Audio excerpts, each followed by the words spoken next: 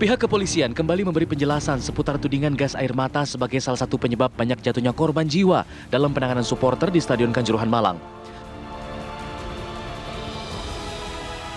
Kepala Divisi Humas Polri, Irjen Pol Dedi Prasetyo menyebut, berdasarkan pernyataan para ahli, tidak ada satupun korban meninggal dunia maupun luka-luka dalam tragedi Kanjuruhan yang disebabkan gas air mata. Mengutip pernyataan sejumlah ahli, Dedi juga mengungkapkan korban meninggal karena kehabisan oksigen usai berdesakan, bukan karena menghirup gas air mata.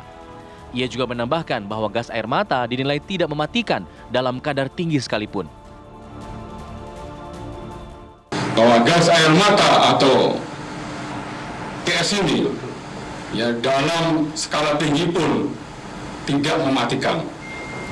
Yang digunakan oleh BRIMOB ini adalah 3 jenis ini. Yang pertama ini adalah berupa smoke. Ini hanya ledakan dan berisi asap putih. Ya. Kemudian yang kedua, ini yang sifatnya sedang.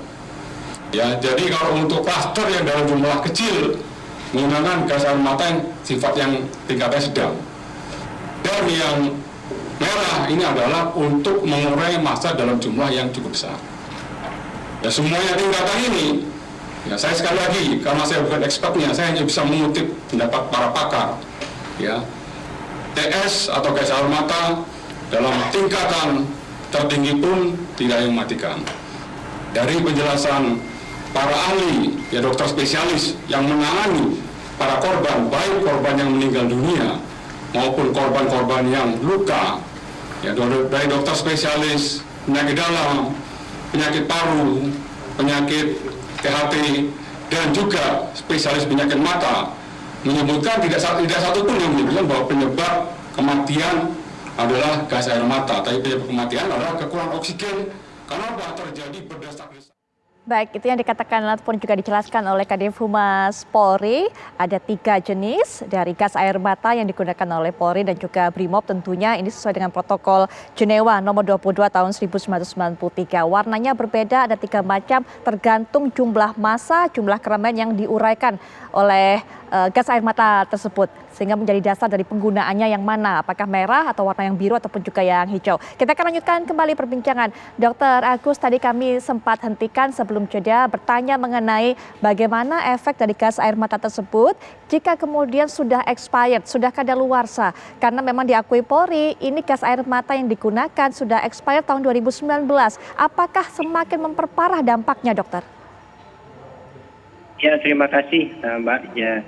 Jadi kalau dari berbagai jurnal maupun literatur yang ada bahwa terkait penggunaan gas air mata yang expired ini belum ada data yang sahih ya, seperti apa dampaknya apabila digunakan pada kumpulan massa yang terkena. Jadi tentunya data yang belum ada ini belum bisa diberikan penjelasan kira-kira dampaknya apakah lebih ringan, apakah lebih fatal. Hal tersebut tidak bisa diklarifikasi ya. Tapi secara prinsip dampak dari gas air mata yang memiliki sifat iritan itu tadi sudah saya jelaskan. Nah, apakah expire atau sudah kadaluarsa ini memberikan dampak lebih ringan ataukah lebih berat? Tentu harus dikaji lebih lanjut karena di dalam jurnal-jurnal maupun publikasi itu belum terlihat laporan-laporan seperti tadi. Ya. Baik, dokter, ini kan sudah lewat sepekan lebih, dokter. Tapi kita lihat masih sampai saat ini banyak korban yang masih merasakan dampaknya, masih merah matanya, kemudian juga masih sakit tenggorokan dan sebagainya. Itu yang mereka ceritakan kepada media. Mungkin ada saran juga untuk mereka, apa yang harus mereka lakukan? Ya, terima kasih. Idealnya ketika masih ada gejala setelah pajanan gas air mata yang terus berlanjut selama beberapa hari, maka harus dilakukan pemeriksaan oleh dokter spesialis terkait dengan keluhan yang dirasakan. Kalau keluhannya di mata tentu ke dokter spesialis mata. Kalau keluhannya di sakit tenggorokan ke dokter THT. Kalau keluhannya di pernapasan, misalnya sesak yang menetap, batuk yang menetap, ke dokter spesialis paru. Atau bahkan beberapa kasus memang juga ada keluhan jantung ya, karena cemas pasiennya menjadi sering denyut jantung tidak teratur, tentu ke dokter spesialis jantung. Jadi harus dilakukan pemeriksaan lebih lanjut oleh dokter spesialis terkait apakah gejala yang menetap ini bisa kembali lagi atau tidak. Perlu assessment lebih lanjut. Dan tentu yang terpenting adalah bagaimana itu segera diobati.